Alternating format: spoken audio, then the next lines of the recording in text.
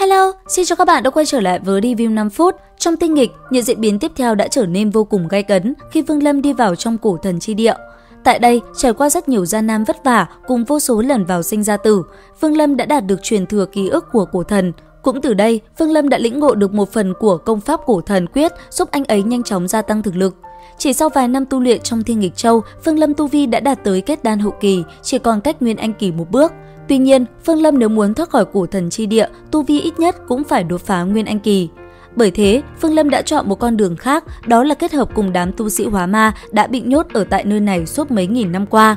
Thế nhưng, đám người kia cũng muốn dựa vào Vương Lâm để đoạt truyền thừa cổ thần. Chính vì điều này, vừa hợp tác, Vương Lâm đã được tên kia đưa cho một quyển trục. Nó là bộ kiện bảo vật cấp 1 trong truyền thuyết, cùng với đó là 20 viên cực phẩm linh thạch và 10 kiện pháp khí bản mệnh của đám người kia. Kiếm được ít đồ tốt, Vương Lâm đã liền cùng đám người kia phối hợp. Sau đó, đi vào trong huyết hải để giải phong ấn cho gã tóc đỏ tên Thác Sâm, người đã lấy mạng cổ thần và đoạt được truyền thừa lực lượng. Còn Vương Lâm, anh ấy tiến thoái lưỡng nan, vừa gặp Thác Sâm, anh ấy liền bày tỏ nếu mình phá giải được phong ấn, anh ấy muốn hắn dẫn mình ra ngoài. Và tất nhiên, cái tên Thác Sâm kia bị cổ thần phong ấn hàng vạn năm cũng liền đồng ý. Cũng vì vậy, Vương Lâm liền làm theo lời hắn. Rất nhanh, anh ấy đã cắn nuốt rất nhiều du hồn. Hơn nữa, được Thác Sâm trợ giúp, Vương Lâm còn ngưng tụ được hồn hạch. Sau đó, khi đã nhận được lợi ích, Vương Lâm liền làm theo lời tên kia và bắt đầu hấp thu phân thức giúp hắn ta phá giải phong ấn.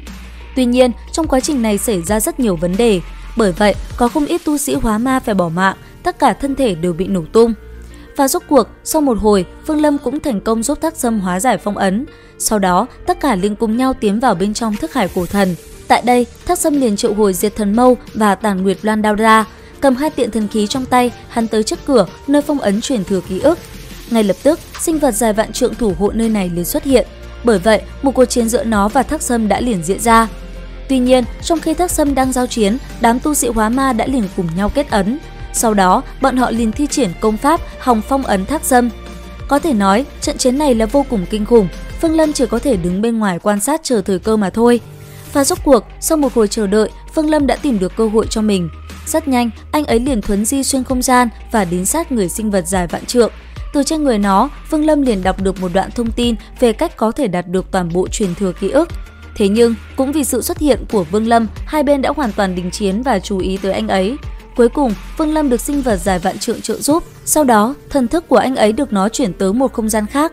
Ở trong đó, Vương Lâm lại một lần nữa nhận được truyền thừa ký ức tới từ cổ thần. Lần này, Vương Lâm thấy được cách luyện khí, cách luyện đan. Càng đặc biệt hơn, khi thần thức Vương Lâm hấp thu càng nhiều ký ức về cổ thần, Vương Lâm lại càng giống như sống dậy, ngay cả hình dạng ban đầu cũng trở về trong cơ thể anh ấy, giống như Vương Lâm vừa được tái sinh. Tuy nhiên, cho dù Vương Lâm hấp thu những luồng ký ức đó rất lâu, thế nhưng vẫn chưa hoàn toàn đầy đủ, Vương Lâm cũng không biết nó ở đâu. Bởi vậy, cảm thấy đã đủ, Vương Lâm liền kết ấn. Sau đó, thông đạo liền mở ra, anh ấy nhanh chóng rời khỏi nơi truyền thừa ký ức. Trở ra, nhìn thân thể dưới hình dạng mã lương kia, Vương Lâm điểm nhẹ, nó đã liền tan vỡ và biến mất vào hư vô. Còn linh lực, nó khi tỏa ra liền bị Vương Lâm hấp thu ngược lại. Cứ như thế, Vương Lâm với hình dáng hóa ma khi xưa lại trở về hoàn toàn. Làm xong vài chuyện nữa, Vương Lâm cũng liền kết ấn. Sau đó thanh âm vang lên nói: "Cổ thần chi địa, vĩnh biệt." Lời nói vừa dứt, Vương Lâm liền biến mất khỏi cái nơi quỷ quái và tràn đầy nguy hiểm này. Vừa trở ra, anh ấy liền gặp một nam một nữ đang đuổi nhau. Trong đó có một tên là đệ tử trong tông môn dưới trướng Mạnh Đà Tử. Còn Vương Lâm hỏi bọn họ vài chuyện, anh ấy mới hiểu mình đi vào cổ thần chi địa đã 200 năm rồi. Lần này đi vào, thành tựu đạt được vô cùng lớn. Đầu tiên, Vương Lâm đã có được nhục thể như cổ thần, tu vi cùng cực cảnh thần thức đều gia tăng. Thêm vào đó là rất nhiều pháp bảo trong túi trữ vật. Hơn nữa, anh ấy còn học được rất nhiều cách sử dụng cấm chế và thuật luyện khí. Tất cả những điều này khiến Vương Lâm cảm thấy có chút đắc ý. Thu hồi tâm tình, hỏi chuyện thêm hai người kia, khi biết tên phía trước là môn nhân của Mạnh Đà Tử, Vương Lâm liền lấy mạng. Còn nữ nhân kia, anh ấy cũng liền dùng nàng làm người chỉ đường, dẫn mình tới tòa thành gần nhất. Liệu rằng tiếp theo, Vương Lâm sẽ đột phá Nguyên Anh bằng cách nào? Theo dõi kênh để biết thêm chi tiết nhé! Xin chào và hẹn gặp lại!